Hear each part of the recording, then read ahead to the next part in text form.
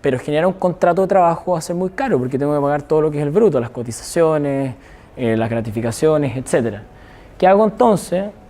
La clásica emisión de boleta de honorarios que nunca va con un contrato de servicios, pero lo debería tener para efectivamente decir, oye, esto me dedico yo, más allá que sea una violación monumental, digamos, al Código del Trabajo, porque hay una vinculación y dependencia. Ustedes son jefes, digamos, de esas personas, pero bueno, en la práctica del capital de riesgo se da.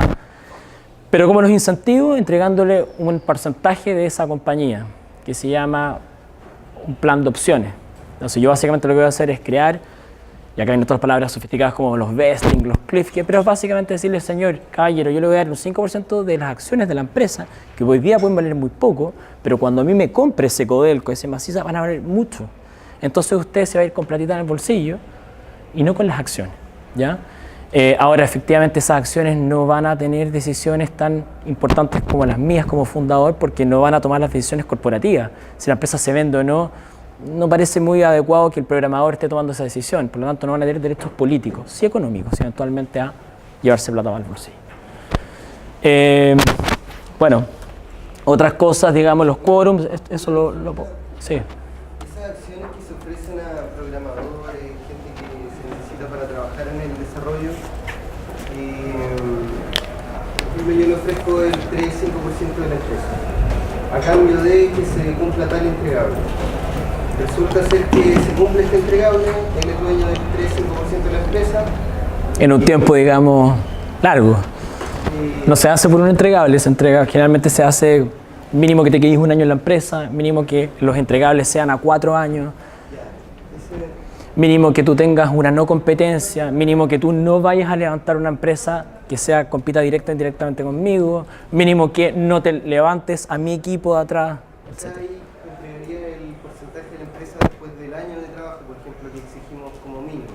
Sí, los gringos, bueno, todo esto, la meca del capital de riesgo, el venture capital de Estados Unidos, Delaware, San Francisco, el Bali y todo. Y lo que ellos dicen en los libros es que la relación es siempre 1 y 4, o sea, un periodo de permanencia que es un cliff de 1 año y un vesting a 4. No es un entregable, sino que es, por ejemplo, si yo soy el asesor comercial, los mentores, pasa mucho con los mentores, que oye, me encantó cómo trabaja este gallo, ven a trabajar conmigo, te doy un número, un pool de acciones de la empresa, pero vamos a hacer un calendario a largo plazo, porque a mí la verdad es que no me interesa que estés 6 meses. ¿Por qué? Te voy a llevar mis acciones y ¿cómo las recupero?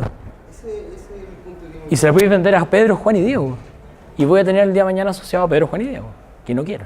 Porque la idea es tener gente que sepa el mercado, sepa de mi negocio o meta mucha plata. ¿Sí?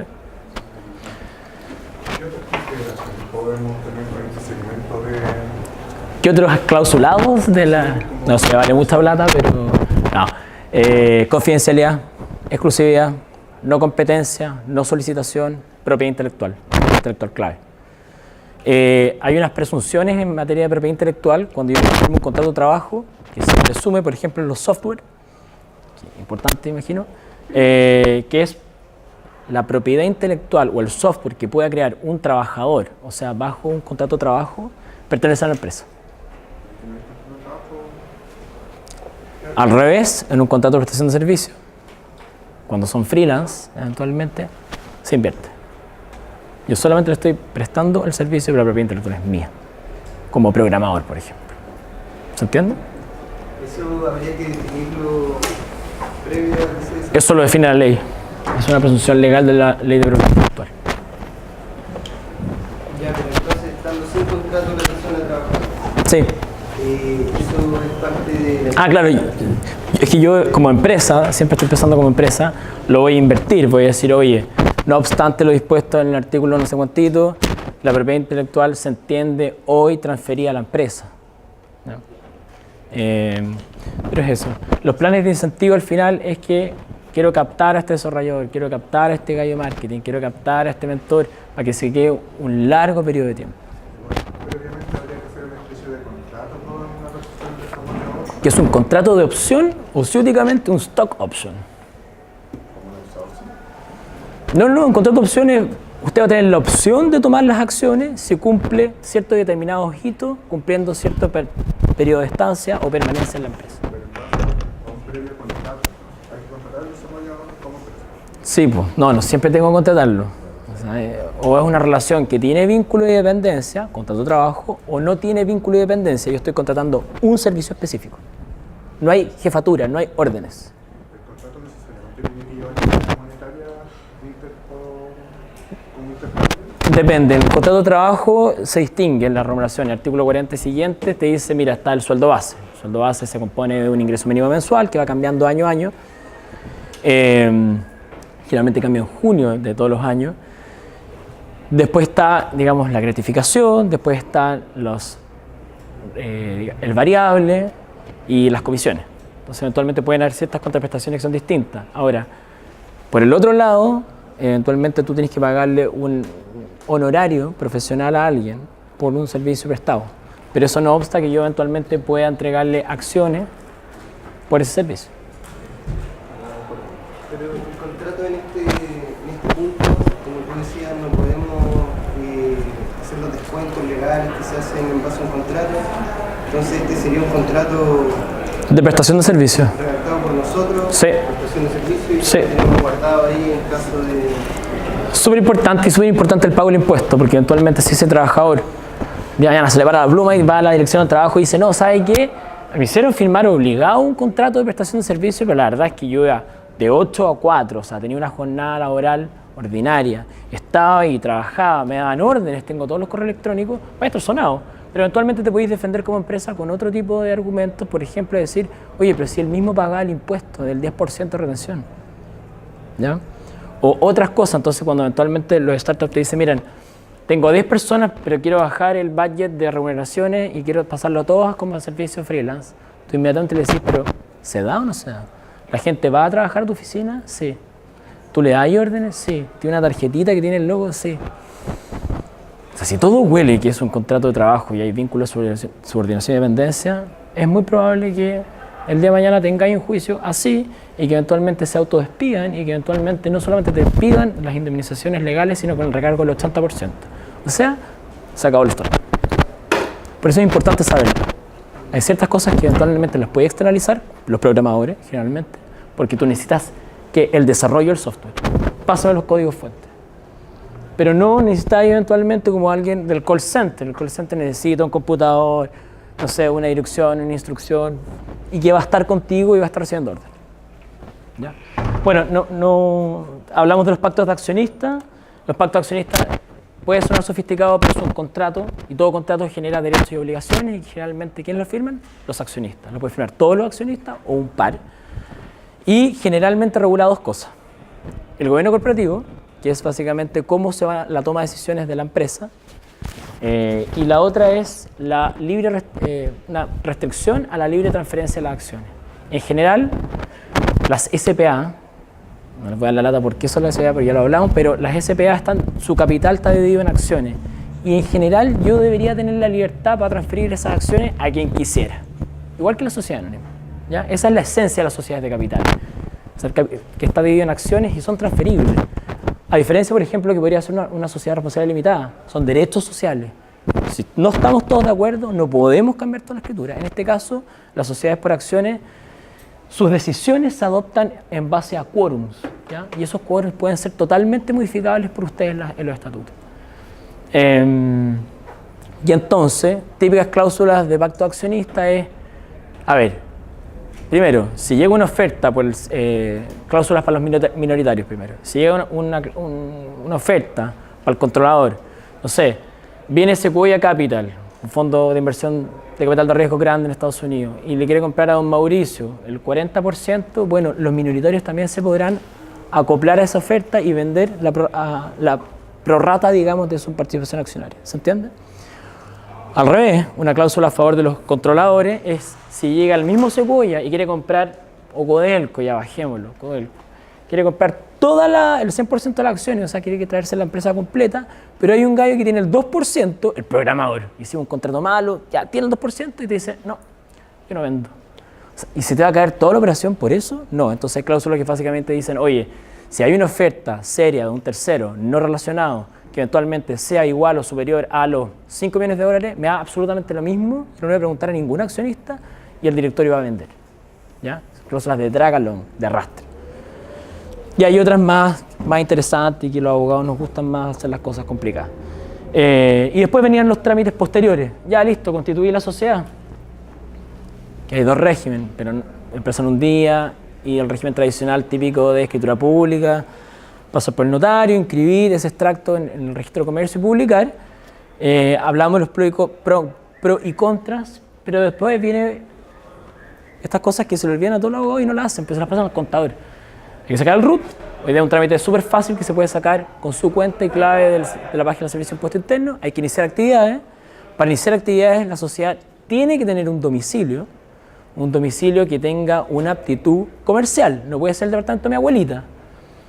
El Servicio de Impuestos lo va a aceptar, pero el Servicio de Impuestos Internos tiene un link con la municipalidad y eventualmente el día de mañana me pueden venir a fiscalizar y voy a tener que cambiar ese domicilio. Toda actividad económica, está sujeta a una patente comercial que se paga semestralmente y también esas son las razones por qué hay que poner el capital bajo. ¿Termina ahí? No termina ahí. Esto generalmente lo hacen los contadores, hay que sacar un certificado digital que solamente lo pueden sacar las personas que tienen domicilio en Chile y con ese ya pueden facturar. Antes solamente pueden recibir facturas, pero no pueden facturar. En el mismo formulario de Servicio de Impuestos Externos además están los regímenes de tributación. Hoy día hay 4 en Chile y ustedes eventualmente, yo les decía que no era tan importante porque los startups generalmente, uno elige un régimen y está 5 años en ese régimen, salvo no cumpla cumulativamente los requisitos. Pero la verdad es que no es importante porque el régimen de tributación es cuánto vas a pagar tú por las utilidades que tuviste. Ustedes no van a tener utilidades. Sería muy estúpido tener utilidades en una startup porque una startup siempre lo que necesita es capital de trabajo para ir eventualmente creciendo. Por lo tanto, en un primer inicio les diría que da un poco lo mismo. Y después, si eventualmente ustedes llegaron a un break-even, o sea que sus ingresos y sus gastos ya están equilibrados, o esto ya pasó la etapa del break-even, incluso están ganando lucas, bueno, ahí sí es importante definir. ¿Ya?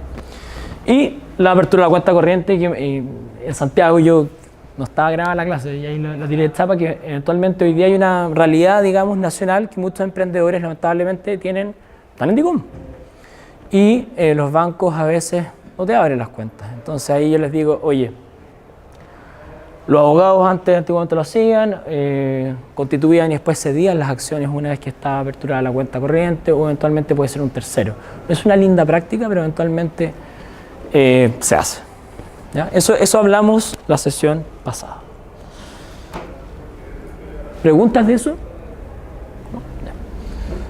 ¿La cuenta corriente tiene que estar lista ya al momento de constituir la empresa?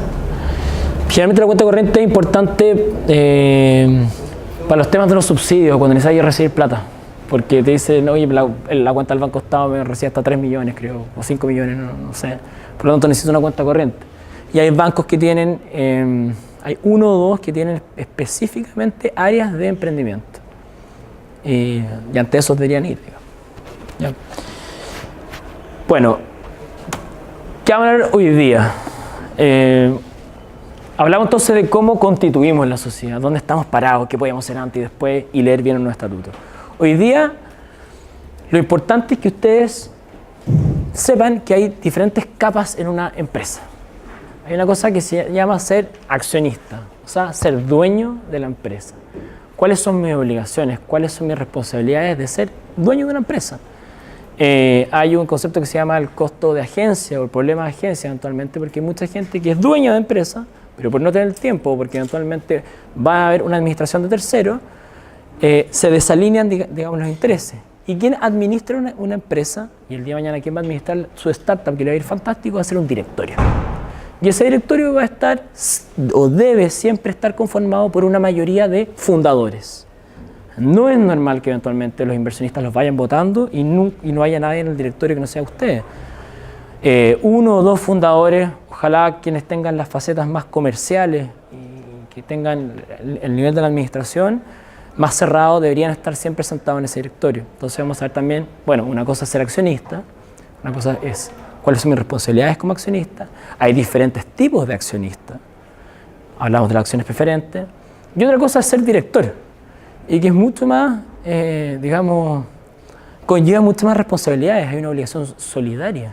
Yo eventualmente puedo responder hasta con mi patrimonio total, a diferencia de ser accionista, que yo voy a responder hasta lo que yo he aportado efectivamente a la sociedad. Y luego viene también los trabajadores, pero antes de los trabajadores hay una figura, ¿no es cierto?, que es el gerente general, que también tiene obligaciones, que las formas de contratar al gerente o de desvincularlo también son distintas del resto de los trabajadores. Y después viene el equipo, ¿no es cierto?, que son todos los trabajadores. Y actualmente hay cosas, yo creo que son clave que el día de mañana ustedes van a contratar o van a ser contratados y es importante que las tengan súper claras. Eso es lo que van a hablar hoy día. Ya, pero antes, para ser un poco más interactiva, digamos, la sesión, una pregunta. ¿Alguien conoce el concepto de stakeholder? ¿Sí? ¿Qué es un stakeholder? Pero palabras simples. Como un tercero que ayuda a la empresa que funcione o Ya, perfecto. el funcionamiento de la empresa funcione bien. Que esté como interesado en la empresa. Más que le preste un servicio, los gringos hicieron la diferencia de shareholder, que es accionista, con stakeholder, que es básicamente cualquier persona que tenga un interés en la compañía. ¿Quiénes pueden tener un interés en la compañía? Los clientes, el mercado, perfecto. ¿Quién más? ¿Ah? La competencia, sí. Los proveedores. Proveedores, sí. ¿Quién más? Los accionistas, perfecto. Inversionistas, accionistas, lo mismo. ¿Quién más? Los que acabamos de hablar hoy día, la administración, los trabajadores, que es como los stakeholders internos. Pero de los de afuera, ¿quiénes son? ¿Quiénes podrían ser? El mercado está bien, el regulador. Toda empresa va a tener siempre una ley, directa o indirecta, que me va a regular. Por mucho idea que sean estos marketplaces, todo es marketplace y básicamente pues yo no estoy regulado, soy un marketplace que uno a financista con el deudor o uno a alguien que quiere comprar una entrada y vender la entrada, lo mismo. Aún así ese gallo va a tener que contratar electrónicamente, van a haber unos términos y condiciones y va a haber entonces una ley de normas de protección al consumidor. Siempre va a haber un regulador. ¿Quién más podría ser en el